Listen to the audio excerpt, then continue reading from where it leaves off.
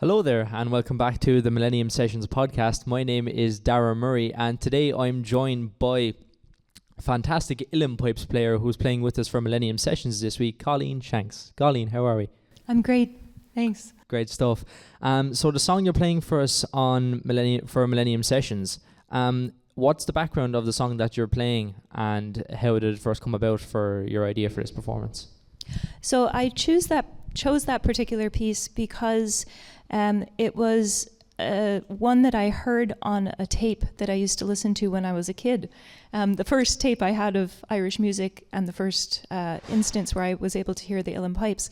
So it was quite memorable for me, and in fact I have a sort of a moment in time kind of memory attached to that of sort of walking outside at about 10 years old, listening to this on my Walkman, that particular tune, and sort of rewinding it and feeling a sense of like there's something really special about this music, and almost without realizing it, kind of a sense that it's going to kind of be life-changing in some way. And it was eventually. So it was a slow air and a set dance, they're kind of related, the tunes. So.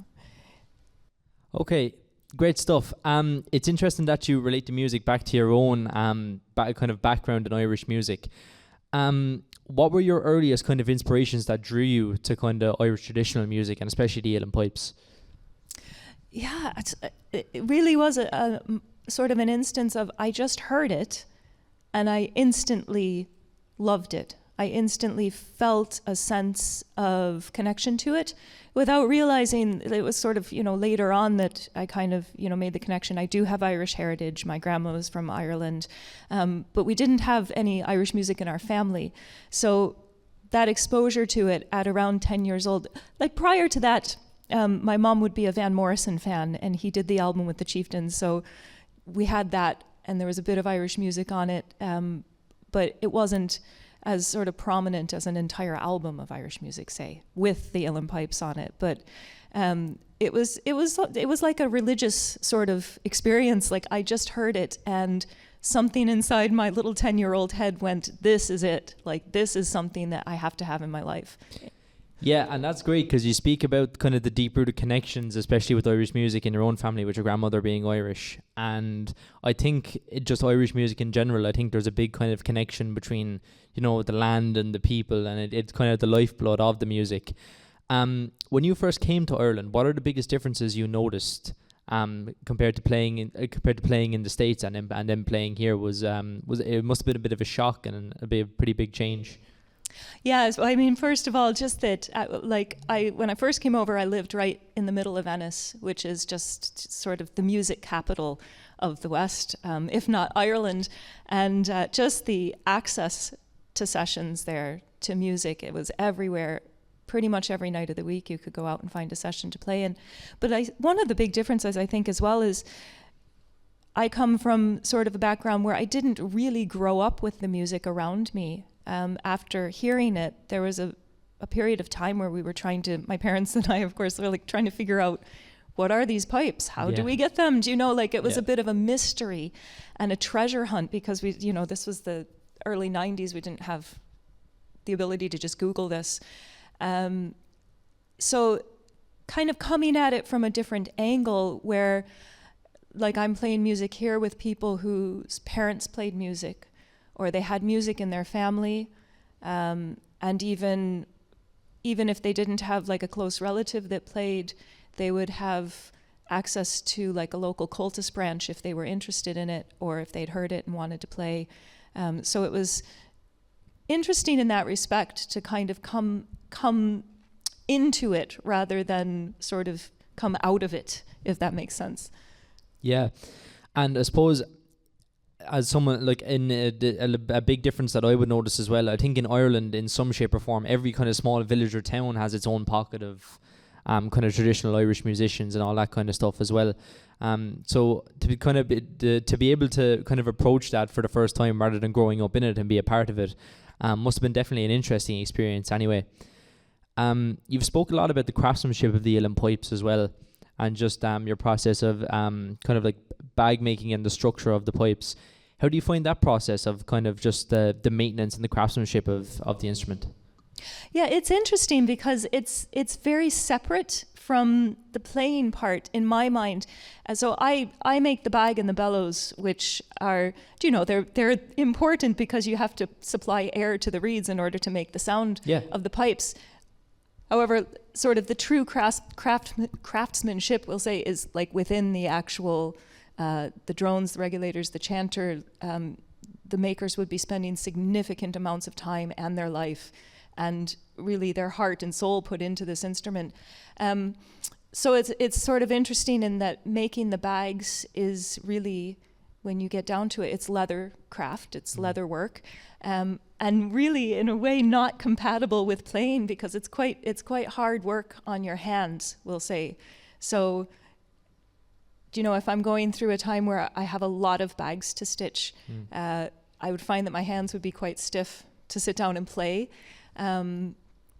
So it's kind of, it's interesting in that how they don't really go along with each other on that level, but I really enjoy having a role in the making of it. It's sort of led me to get to interact with pipe makers from around the world and people from around the world who, need a bag for their pipes. So it's been a cool endeavor. I'm trying to stay away from getting into making the rest of the instrument, but I do feel a bit of that pull.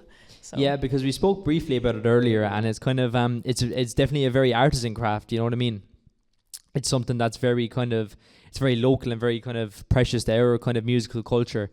You're speaking about kind of craftsmen in other countries and people who create bits for the uilleann pipes in Germany and places like Hungary and stuff like that. Do you find much of a difference between stuff kind of made over this side of Europe and especially the West and the States and those kind of other countries?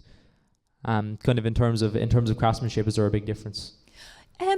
No, not really. Yes, well, yes and no, I would have to say, because each pipe maker, so they're so bespoke. Very individual. Right, like they'd be spending, significant amount of time to put out one set of pipes, we'll say.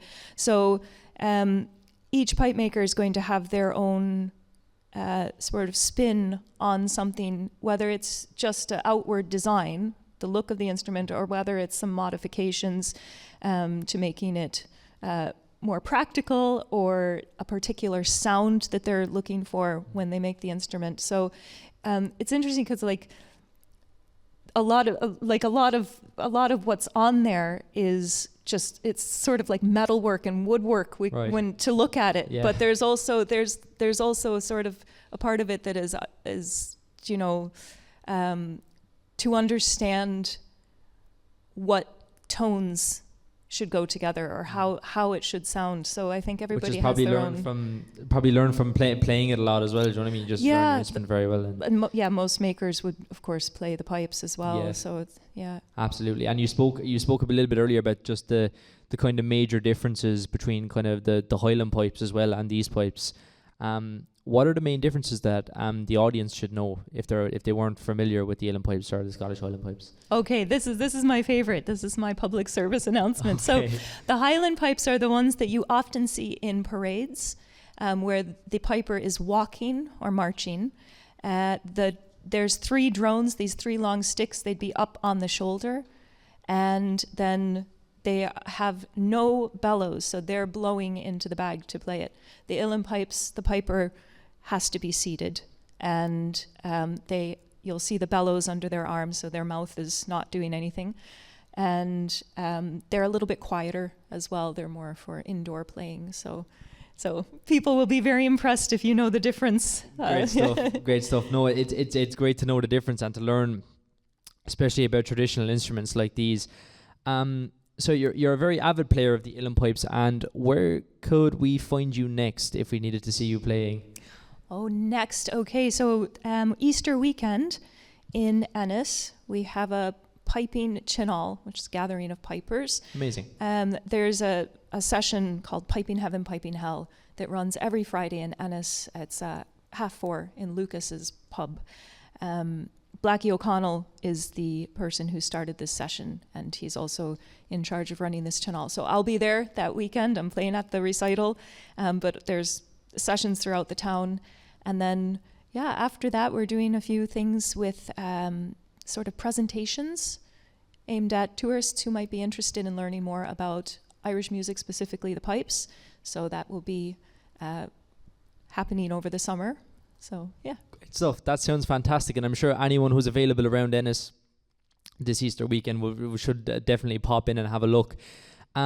Now, tell me, Colleen, just before I leave you off, where can we find you on social media or any content that you have?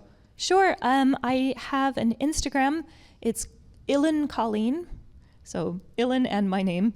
And I have a Facebook page that is Colleen Shanks Music. Now, I have to say it's mostly bag making stuff up on there, but so a little bit out there. Okay, great stuff. So I hope everybody checks out Colleen and her fantastic uilleann pipe playing. So, Colleen, thank you very much. Thank you. It's been amazing. And thank you all for watching another episode of the Millennium Sessions podcast. And we will see you later. Thank you.